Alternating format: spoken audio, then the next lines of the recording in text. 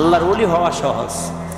1 নম্বরে মানুষকে কষ্ট দিবেন না, 2 নম্বরে যা খাবেন হালাল খাবেন, আর যখন হালাল খাবেন আল্লাহর ইবাদতে এমনি মজা পেয়ে যাবেন। আল্লাহ তাআলা তৌফিক দান করুন, আমিন।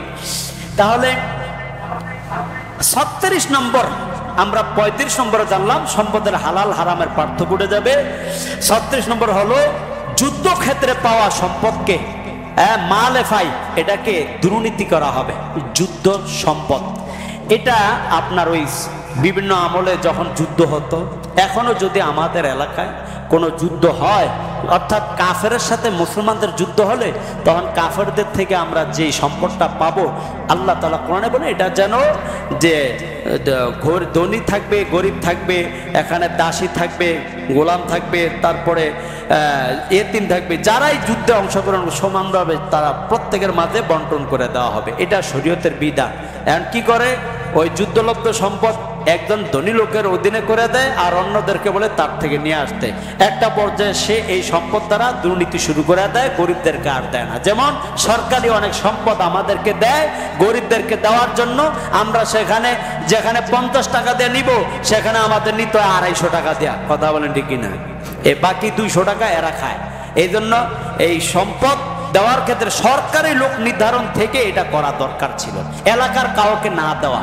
সরকারের অনেক সম্পদ আমরা খেয়ে ফেলি, জনগণের হাতে সঠিকভাবে পৌঁছাই না, এটা কিয়ামতের অন্যতম আলামত।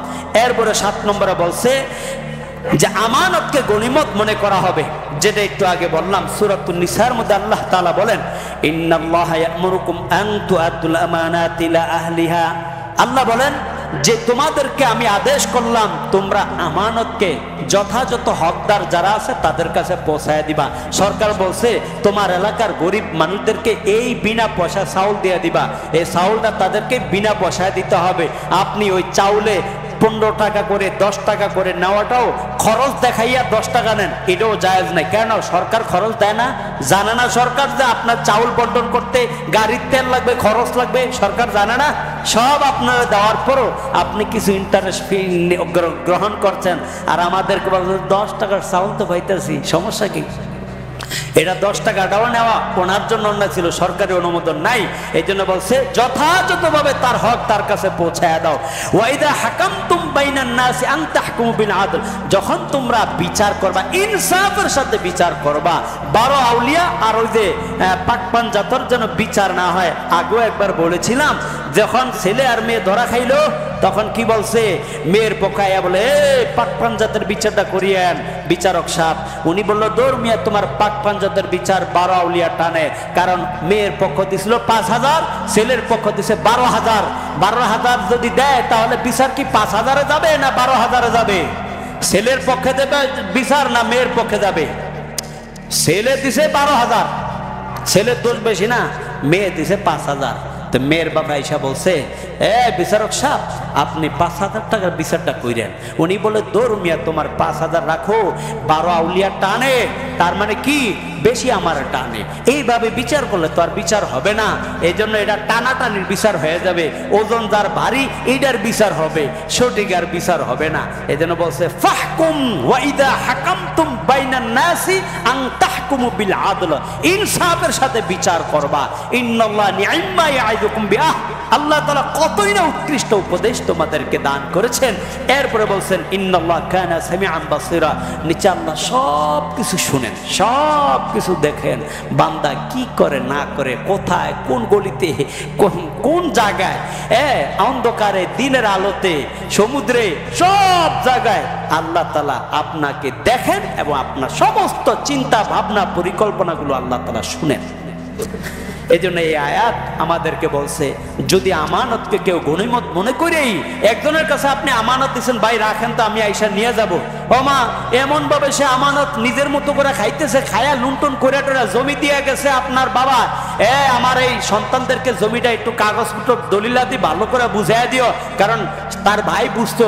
এখন বাবা মারা যাওয়ার পরে চাচার আর জমি বুঝাই দেয় নাই, আছে না নাই? আরে সর্বনাশ, গনিমত মনে করে খাইতেছে। কিয়ামতের আলামত, কিয়ামতের বেশি দূর না। আপন চাচারা ওই কাজ করে, যদি কোনো কিছু তোমার কাছে আমানত রাখা হয় তাহলে আমানতদারের যে যার এটা তার কাছে পরিপূর্ণ বুঝাইয়া দাও, তুমি রাখো না। তুমি যদি খাও অন্যায় ভাবে, ইয়াকুলুনা ফি বুতুনিহিম নারা, জাহান্নামের আগুনই খাইলা। দুনিয়াতে তুমি খাইতে পারবা, কিন্তু মূলত এটা জাহান্নামের আগুন। এই আগুন দুনিয়াতে যে খায়, মৃত্যুর পরে কবরে তার জাহান্নামের আগুন খাওয়া শুরু হয়ে যায়। নাউজুবিল্লাহ, আসতে কইতেন। এখন বলেন কোন আগুন খাইবেন? হ্যাঁ, জাহান্নামের আগুন খাইবেন কেউ? হ্যাঁ, রাজি আছেন? কেউ খাইবে না, রাজি নাই। কিন্তু ঠিকই মূলত যদি আপনার বাতিজাই কথা শুনে চাচাই বয়ে বয়ে এখানে বয়ান শুনতেছে, আমার চাচাই তুই কাম করতেছে, তাহলে আপনি নিজেও বলেন যে না খামু না, আজকে গিয়ে বুঝিয়ে দিবেন। পারবেন ইনশাল্লাহ? দেশ আজকেই চলে গিয়ে ফোন দিবে, এই বাচ্চা মরা কয়দিন আর জানি না, দুদিন তোর বাহে বুঝিয়ে দিয়ে গেছিল, ধর দিলাম বুঝিয়া।